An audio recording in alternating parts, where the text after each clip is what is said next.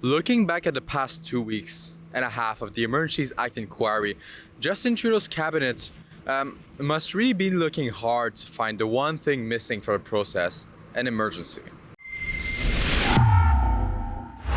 I believe anyone who supported the Freedom Convoy would pay to be a fly on the wall inside a Liberal cabinet meeting currently. On Valentine's Day, on February 14, 2022, Justin Trudeau took the decision to invoke a never-seen-before anti-terrorism law, also known as the successor of the War Measures Act, on thousands of protesters gathered in Ottawa, peacefully protesting federal COVID-19 mandates. It was the Emergencies Act. It euthanized 4 weeks of peaceful protests. 2 elderly protesters were trampled by horses. Journalists from Rebel News and True North were pepper sprayed and shot. Protesters were beaten up by officers' rifles. It was a dark moment in the history of the country, but for what reason exactly?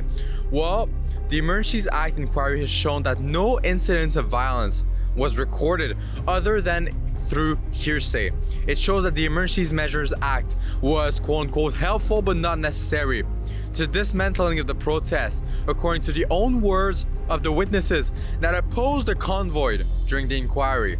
As I understand your testimony earlier, there were only 2 ways in which the invocation of the Emergencies Act was of use to police in ending the Freedom Movement protests. 1, it bypassed the requirement to swear in officers from other jurisdictions, which saved a bit of time.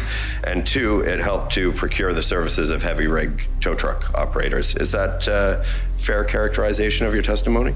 Of my testimony, yes. I do believe, though, the seizing of assets was also helpful. Can you expand on that? So the threat of seizing assets of bank accounts and rigs and things like that. Okay. Useful, but not necessary. Yeah, useful, but not necessary.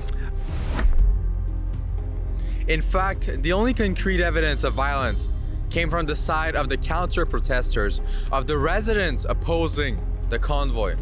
During the first day of the inquiry, Ottawa resident Zexi Lee testified as she supported the residents who threw eggs at a protester. A police report reportedly came out of the incident as well. Can you describe what you mean by the egg throwing?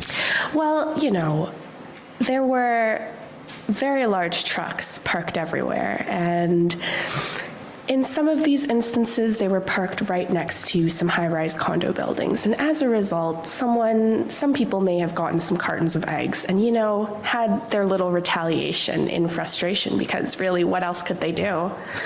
And when that incident occurred, I remember the police actually came to my building to inquire about the egg throwing, as a complaint had been made by the truckers. And I remember that I felt it as an affront, and that a lot of my neighbors felt it as an affront as well when they were investigating something like this in the light of everything that was happening to us and what they were really ignoring in a lot of their statements and releases to the public. And as a result, I decided to organize a meeting with a number of residents in my building with some Ottawa Police community liaison officers, just so we could have a recorded account of what our experiences were, and really to, again, diffuse the tension and really concretely say, what's happening here. We are telling you this is our experience, and we really desperately need help, because things have gone on too long, and the residents, honestly, they had wanted to fight back because they felt that nobody else was doing anything for them. Then came Catherine McKinney, failed Ottawa mayoral candidate, who claimed to have seen the violence that took place in Ottawa during the convoy, while having been able to freely walk between trucks and not being attacked a single time, all despite openly insulting and criticizing the truckers to their face.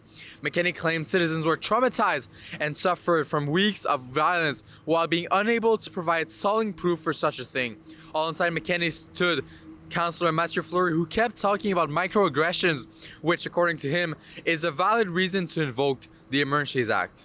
pickup trucks, which is a different vehicle, which is a weapon in itself. But the weaponized description to me is really the rigs who take space on the street and make noise through the horns that you've shown in video, the fumes.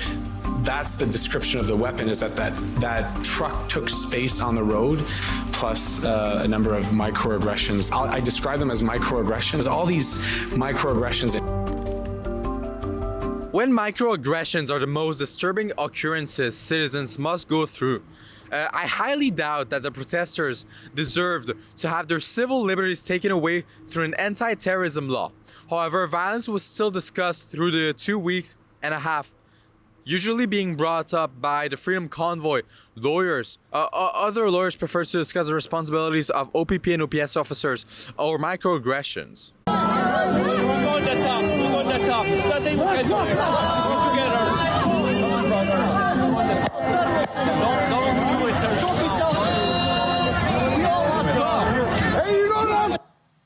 All right, so do you agree that the OPS officer in this video in the back behind the ranks, the line, is using what is actually the muzzle and not the butt of what looks like a 40-millimeter chemical munition launched to beat a protester with? Not enough for me to see what exactly is going on. But you can see that there is a police officer in the back beating a protester with a rifle. There is not enough for me to see what is actually happening behind We continue bodies. playing the video, please.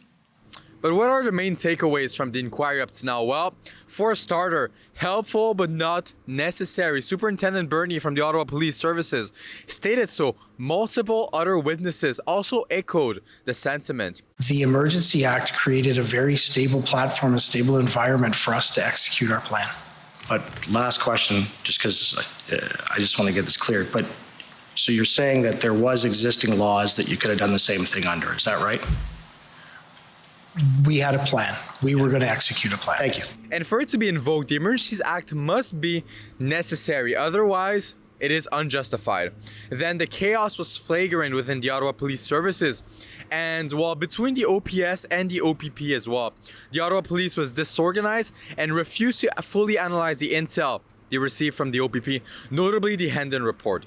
The change of leadership from Peter Slowly to Steve Bell also definitely played a role in the disorganization of the OPS. The change in commanders also seemingly had the same effect.